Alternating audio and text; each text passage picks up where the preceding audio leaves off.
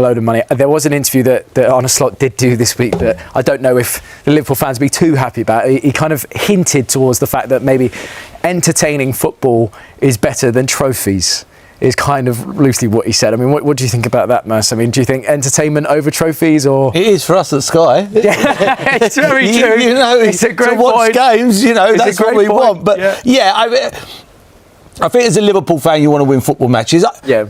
I think last season he went top. At the start of the season, he went top heavy. Was Isaac, Witz, you know, Ekitike. You know, they're good players, very good players. Yeah. One's hit the ground and settled as quick as snow in Ekitike. Yeah. Isaac hasn't played. Now we're seeing Witz. You know, he's a top player. You know, I've always said he's top draw. They needed to get a Gay. They needed to get that centre half. They're not a million miles. This lad is just different class. And they will bounce back. I can see where he's coming from, Van Dijk, when he says, I still think we can have a good season. Yeah. I still think they're a big threat. You know, in Champions League, I think they're a big threat still. I really do. I think they're a team that if they click all at once, then they'll be all right. I think the two that you just mentioned then, Wirtz and Ekitike, working together now, starting to make a really good partnership in that side as well, which could be vital. It could be massive, but again, I think there must be a little bit, I can only imagine, of frustration from Slot's side, where he's seen a player like Mark Gay that clearly they wanted so badly. A moment where, you know, they needed to add a defender. They've gone for Jeremy Jacquet, who is, by all counts, a fantastic player. I haven't seen him play a lot, do you know what I mean? But do you view Jeremy Jacquet, Merce, maybe as a club signing less than a Slot signing? Because surely Slot would have wanted someone straight away to come in, fill that gap. Yeah, I would have probably said so. I was quite shocked. One, I was shocked that they beat Chelsea to him, because Chelsea were after him first. That was meant to be done at one point. Yeah, I thought it was. So that's why I'm saying shocked. Not because Liverpool are not an unbelievable club, because they are. And then the other thing that shocked me, you pay 60 million for him and say you can go back on loan because Rennes might want to try and get into Europe. Yeah. I'm thinking 60 million, he's my player, you're coming here now. Yeah. If you don't come now, you ain't coming. Yeah. This is Liverpool Football Club, one of the biggest clubs in the world of football. You know, so there's not a lot. You know, I do feel sorry in a way for Liverpool, but put it this way, if you're an Arsenal fan, would you take winning the league this year and coming fifth next year? Or would you keep on coming second every year? Do you know what I mean? It swings and roundabouts. I think it happens to a lot of clubs now as well. It's hard for managers to pinpoint players. There's people behind the scenes that are working on players to bring into the club, and they have a lot of say now, not just the manager at that moment in time. Yeah. It's from boxing to tennis to football. The easiest thing in the world, get to the top. Yeah. The hardest thing in the world is to stay there, and it's hard. I guess it's that thing, isn't it, for Slot, where he's almost like, you know, if I don't get Champions League football, am I still going to be here next season? You know, and I guess that's kind of potentially where that. I'd be shocked if they didn't. Yeah. I would be shocked if they didn't get Champions League football. Well, ahead of City's trip to Anfield, speculation is intensifying over whether Pep Guardiola will walk away this summer, and today he faced more questions about it.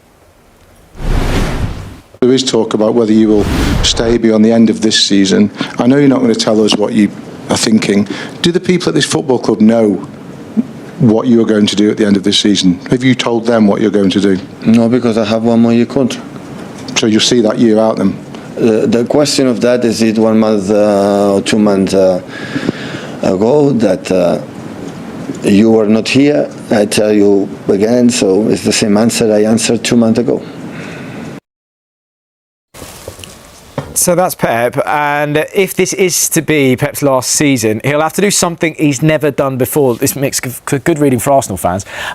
So after having less than 50 points after 24 games, City's current points tally of 47 is well below their total at this stage that they've won the title under Pep. As well as that, they've also scored less goals. I mean, it's quite a telling stat. He's got to do something he's never done before in that aspect. Do you see this, Ben, as Pep's final year? I mean, it's always hard with him. You never really know what you're getting, really. Yeah, you kind of get this every couple of years, I think, with Pep, and that question comes out, is it going to be his last one? But we've been very lucky to have him in the league for as long as we have, you know, and watching him at City and develop, and it feels like he's building a new team, another team, maybe for someone else, we don't know, but obviously the signings this January, been fantastic signings for the club, and whether he'll be here or not, No idea, to be honest with you. Most doesn't think he's going to be there, but Yeah, but it's weird, isn't it? Because you're trying to get a vibe from him. That's what I'm trying to feel. Yeah, I just feel the players he's just brought in are for now. Yeah. You know, the two signings, Semenyo and Gay, are like now. Yeah. Like they remind me of Sir Alex Ferguson at the end when he Van Persie. Yeah. It was like now. You've got to win the league now. Do you know what I mean? And I think the only time we'll tell is come what may to see how far he is really behind. If they fall behind Arsenal and Arsenal win this by double digits, I don't think he'll want to finish his last year not winning the thing. He'll have a rough idea if he knows he can win the league, and if he can't, I don't think he'll want to fizzle out by coming second and third. And people have short memories. Do you know what I mean? Yeah. People will forget what he's done for this game. There'll be a lot of coaches that'll be pleased he goes. Yeah. A Well, lot I was of going to managers. say, I'm not too sure. I mean, I still think. I mean, we saw Jamie Carragher's column this week. He said he called Pep the greatest coach of all time. Me, for what it's worth, from me, I totally agree with him. I don't know about you, Ben. yeah, for me, I agree with him. He's completely changed the game, and watching his City side, as a young player and playing against his teams, incredibly difficult. As I said before, he builds teams and then builds them again, and it's been if it's his last season, it's been an incredible journey for him. But I'm not sure. I'm not convinced, really. I don't know. Yeah. But what about yourself, Merson? Oh, no, is he the greatest? He's got to be, isn't he? He's got to be. I mean, I've done lots of games on Soccer Saturday, and I've watched Man City a lot back in the day when they were like, and I've seen teams come there and be pleased to come away losing 4-0. I mean, this football they used to play, and they would destroy teams. You even think of the cup final against Watford. Yeah, a lot of teams pull it in, don't they? Oh, it was like incredible. In American football, we get to about 49 points, you pull it in. They just don't. It's like relentless. I mean, even Salford last year go there in the FA Cup, like 9. A lot of teams. Well, this year Exeter 10. Yeah, exactly. Yeah. It's like he's so far ahead of his time. He's bringing fullbacks into midfield, and then he done it with Stones from the defence into midfield. He's always thinking. He takes it to another level. I think that was for me playing against his sides. That relentlessness. When they lose the ball, they want to win it back straight away, even if they're 3-0 up, 4-0 up. Win it back, go and get another goal. And it was so difficult to play against. I've never really asked this. This may be a complete non-question. As players, are there certain teams where you face and even their manager kind of intimidates you when they're standing on the sideline, or is that you don't look over there? Did you ever get that off of an Alex Ferguson, or even obviously a Pep when he's standing there? Are you going, I'm facing one of his teams? No, not particularly. I remember Jurgen Klopp used to stand and watch the warm-ups. And you'd see him, you'd be doing your possession, you'd be doing your possession, and he'd be stood there with his arms folded, watching it, and you'd kind of look over thinking, Jurgen Klopp's watching us, it catches your eye, but maybe as a young lad it might sort of catch your eye a little bit more, but I used to find it funny. But I definitely I think Pep Guardiola is the greatest coach of all time. We've got a big match between Liverpool and Manchester City this weekend, and taking a look at the last 5 matches between these two, it's been pretty back and forth in some ways. So City, they got the 3-0 victory over Liverpool the last time out. That was back in November.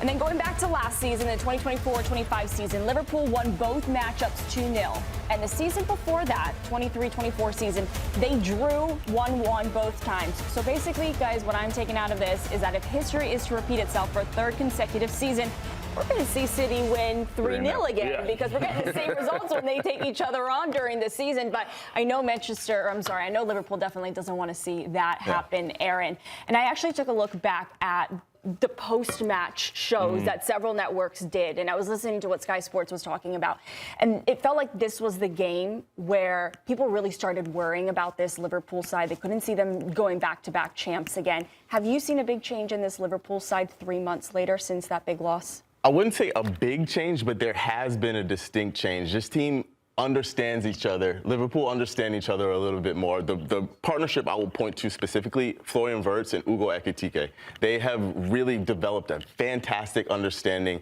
their interplay between each other. Ugo Ekitike came in firing. He was hot from the start. It's taken a bit of time for Florian Wirtz to work himself in, but I think Arne Slot has started to figure out where Wirtz is best, how he can build this team around him, how he can bring a bit more structure to this Liverpool side. Rest defense was a huge issue for this Liverpool team throughout the season. They've improved a bit in that regard. They're a little bit more solid. The fullback pairings, I think, is also a big part for them. You cannot play Kirkes and Frimpong at the same time because they're both basically wingers. Throwing Szoboszlai as a fullback and Szoboszlai has been Liverpool's best player this season. He has played everywhere through the heart of midfield as a fullback. He does it all for them. He is so important because of his tactical understanding, especially when he plays as a fullback, because he's better defensively and his positioning is way better. All those little pieces and all of the players starting to get used to each other, starting to understand each other a little bit better. This was always a team that was going to play better than they were because of the sum of their parts. They're starting to put it together now. Interesting, your Kirkes Frimpong take. I think you can play both because they won the league with Trent Alexander-Arnold and Andy Robertson, who go forward more than them. I think Robertson's so much better defensively, though. But I think they had control of the midfield. I think they had control in the centre backs. I also think they had so much more to fear with the output that Mo Salah was giving you. He's not done that this year. Again, other than Ekitike, Gakpo's been injured, Isak's been injured. Just had so many injuries that haven't had this settled team. I do think there's a world where both of those guys can play and give you the old Liverpool, if you want to say that. Just looking at this game now and its individuality, there's so many storylines to it. Man City defensively are all over the place. Yes, they've got Mark Guiu to put back in there, but if you watch that Newcastle game that we worked on Wednesday, the Carabao Cup, 16, 17 chances Newcastle had. They could have easily scored 5 or 6 on the night. They didn't. Haaland is not scoring at the rate he was at. The game against Spurs was the first game I've looked in recent weeks and thought maybe he needs a rest. He offered you nothing physically. Even as a striker, you cannot be scoring, but you can offer physical presence. What do you think about that, Troy? Nothing at all. And then you put Marmoush in now, scores against Wolves when he started. Bring him in against Newcastle Carabao Cup, he gets 2.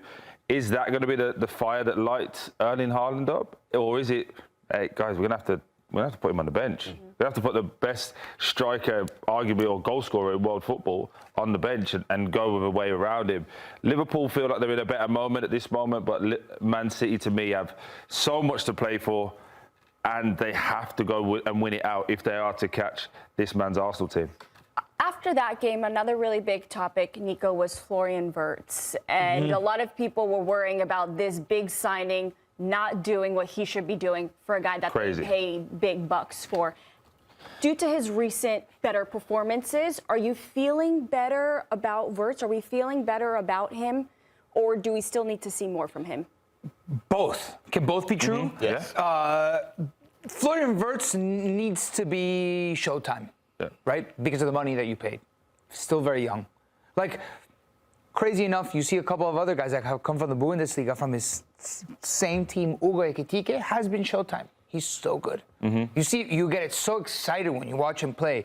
And Florian Wirtz is slowly starting to become that player that could dominate games like we saw at Bayer Leverkusen, but it's a handful of games, right? You want him to be the guy every single game if you're Liverpool, especially if you sign him for that type of money. But it's him being that nucleus more, right? Which he is. He is, but I think people expect him to be on the scorer sheet, or at least the assist sheet, much more to almost like justify the price. But it's his understanding with Salah. It's his understanding with Dominik Szoboszlai. You mentioned already the partnership with Ugo Ekitike, great. But a player of that price tag, of the quality and the potential that, if you're watching Bundesliga, I think you say you have full faith in that Florian Wirtz can blossom into that player that can connect everything. I remember when we did this show very early on when I moved here. There was a debate whether he would get over 4 or 5 goals this season. It was a over-under that we actually had a conversation of. And you have to understand the personality types. Ugo Ekitike, young Frenchman, backs himself. Loves it. The game in the Premier League suits his style. Running in behind, loads of chances, he'll get that. Florian Wirtz is more of a reserve character that has to think, okay, what does Nico, what does Claudio, okay, he's thinking. And now you'll start to say, oh, I figured everybody out. But now with that, with the noise, everybody else there has to believe in him. And I just think we're starting to see the phase now where the players are going, oh, give him the ball, because he's figured it out now. And I think over the next 6 months, we're going to see a much better version of him. And then next season, we'll see the transition into that's his team. 100%. Like, because you can see when Florian Wirtz gets the ball, he has those pictures now. Yeah. He knows exactly where Ugo Ekitike is running. He knows where Kirkus is going to be. When Wirtz played for Leverkusen, he was just in flow state. He knew he ran that team. He knew where everyone was. He's starting to get into that in this Liverpool team. He's starting to feel like this is my team. But again, like you said, still a lot more for this player to go. For Wirtz to he can be world class. He's not playing as a world class player yet, but he can be one of the best players in the world, and he can be world class. Think about what was going on at Bayer Leverkusen versus what's going on at Liverpool. When you mentioned how others perceive him, at Bayer Leverkusen, it was all about, oh, let's give Wirtz the ball, and he's going to make magic happen, balling with the confidence of, I can float in a ball back post, obviously with a little bit more time and space in the Bundesliga compared to the Prem. But now it's everybody almost like, what can you do for me? Yeah. Like, be at my level, put me into spaces to score, play me in behind, unlock a defense. Like, show me what you were doing. Like, there's almost like this prove yourself level. And he's finally gotten there. It's like, we can't expect everybody to, it would be great if everybody just came into the Prem and just fit in seamlessly. But we're starting to see really positive and encouraging signs from a guy like Florian Wirtz. Which is the opposite that we've been seeing from Rodri. And it was something Lahoud brought up, that we're not really talking about Rodri anymore. He's really fallen off. And you were talking about the defensive issues that we've been seeing from Manchester City. Do you think him falling off contributes to a lot of the defensive issues that we have been seeing from City? I think we need to be very careful and understand. When you say someone who's a Ballon d'Or with a falling off, he's had 3 injuries this season since coming back from the big injury. No pre-season. Anybody who's played the game will tell you a pre-season is key. This season he's been out, he's come back, he's been injured. He's come back, he's been injured. Now they're managing him. So you're not going to have the legs and the speed of everybody else around him. Look, again, the touches this season is down just because the lack of games he's played is down. Everything is down. I thought they stumbled onto something fantastic with Nico O'Reilly coming in next to him against Spurs. Younger player with the energy and the pace around him. I do see a scenario, though, when they took Nico O'Reilly and put him at left back in the second half against Spurs because Aït-Nouri had to come off. He gets exposed. It's a little bit like Casemiro. A little bit like Casemiro. If the game gets exposed and it's a bit of a basketball match, you attack, we attack transitionally. Until he's up to speed, he's going to struggle. The problem we've got with this is the way he's playing now, he's going to play in the World Cup. Spain, the way they are, they're probably going to go deep in the World Cup, if not win it. When does he get the time to rest and then have a full pre-season to come back in? So I'm probably given about 2 answers there, but I think when he has a rest and has a full pre-season, we will see the best version of him. If he doesn't get that, Man City then need to put in a Tijani Reinders and a Nico O'Reilly around him because he's still the best on the ball. Without the ball, he's not. That position, I feel like, is so underrated in football because when you're playing at that level, you rarely make mistakes. And when you rarely make mistakes in that position, you just keep the ball moving and you find an outlet, the general public, I don't know if they're so perceptive about that. No. Watch that watch that position in the championship. Watch that position in any other league in the beyond the top 5 in Europe. You make a mistake and you're done. Yeah. Or you make you have to be perfect in that position. You need to have a lot of contact, a lot of touches in the ball. And Rodri has barely gotten rhythm. And yes, he's dropped off, but he needs to start commanding games a little bit more. But that comes with times, and that comes with touches, and that comes with games. And I think when Rodri does keep the ball moving, when he is bossing games like that, City elevates as a group. So just his body has taken such a toll. It's very difficult to jump right back in and be the best holding midfielder in world football. Like, it's easier said than done. Yeah. You mentioned about clearing it there. You're number 1 in the Premier League this season for clearing the ball out of your box, both aerially and on the ground. Ordinarily, you're about number 11 in the Premier League. Is it a positive and a negative, really, that you are number 1 in the Premier League right now. You've made more clearances as of now than you have done in any season for Liverpool so far in the full season. Yeah, I totally understand what you mean. I think if you look at all of our games so far this season, we have been having very good games, very poor games as a team. We have been good defensively as a team, not good defensively in terms of being sometimes too open, sometimes too exposed. So you have to obviously deal with what comes your way. That's a matter of fact. And when you have to defend and you have to clear it, you have to do that. Yeah. But it says a lot at the moment that we are in a transition, trying to find the right balance in order to defend well as a team. And we're getting there. It's a process because it just takes time, like it's absolutely normal. But yeah, obviously everyone wants, and including us, we want results every 3-4 days now, and that's something we try to achieve.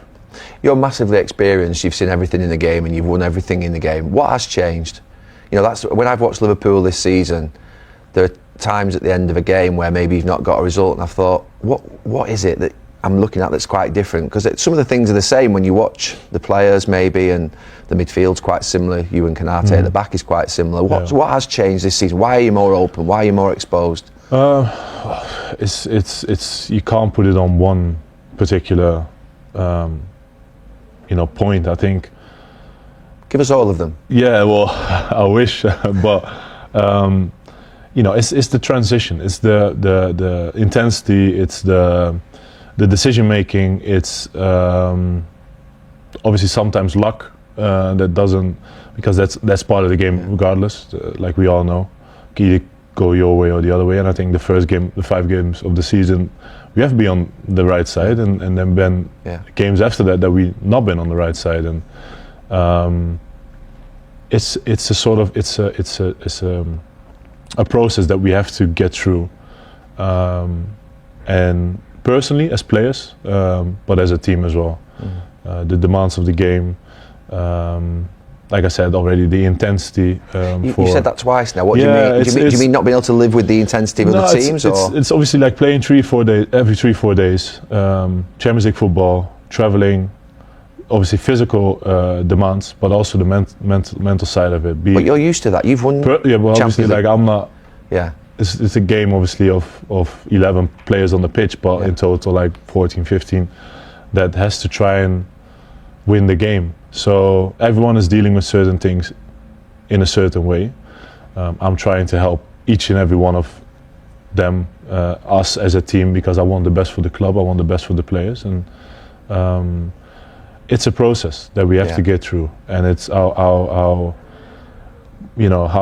inconsistent it has been, and it's tough to take. For me personally, it hurts me as well, being on the losing side that I've not been on many times in my Liverpool career, being on the consistent side of all those years, and now obviously being in a position where we are going up and down, having good games, and then dropping down with the level that we are. But that's something we have to take on board and improve and do that together. Is it fair to say what you're referring to is that the players that have come into the club are getting used to the demands of Liverpool Football Club? Well, that's definitely a part. But also, I think for the players that have been here, dealing with being the champions is also a big part of. You think that's an issue? The idea it's not an issue, but it's something that you have to deal with. It's just a matter of fact. So,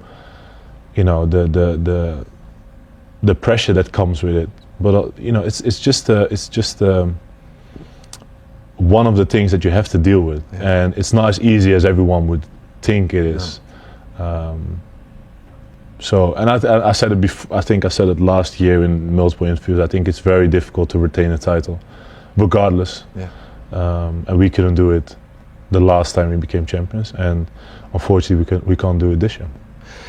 You're the constant, along with Alisson, in terms of world-class players dominated your positions now for a number of years. But is it fair to say that having the defence change around you, obviously, Andy Robertson's in and out, he was a constant for so many years. You've got obviously Trent Alexander-Arnold that's left. I know you've had different partners at times this season. Is that a factor that I always felt that you were doing 2 or 3 people's jobs in the team at times? I think everyone thought that you do more than your own job. Is that getting more difficult for you? I think if you look at the teams that are becoming champions or successful, I think they have a very consistent lineup. They have a very well-balanced team, and we're looking for that. And like I said, it's a process. I've mentioned it a couple of times already, and that's been the case as well.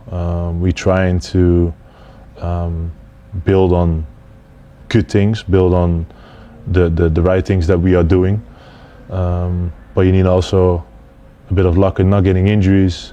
Unfortunately, we have some very long-term injuries as well, and it's never easy, but it's not easy for everyone out there. Everyone wants to perform. Everyone wants to do well for the club, and when that doesn't happen, to deal with the repercussions of it, that's definitely not easy at times. But I am very aware, and everyone should be very aware that we are very privileged to be able to go out there every 3-4 days and show ourselves for this beautiful club.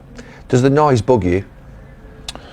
Because Liverpool, it's constant. It's constant. Yeah, but the thing is, I think that's always going to be. That's from day one since I walked in the club. Yeah. So that's not the issue. I said you weren't worth 75 million quid. To be fair, I mean. But the thing is, that comes with it. Yeah.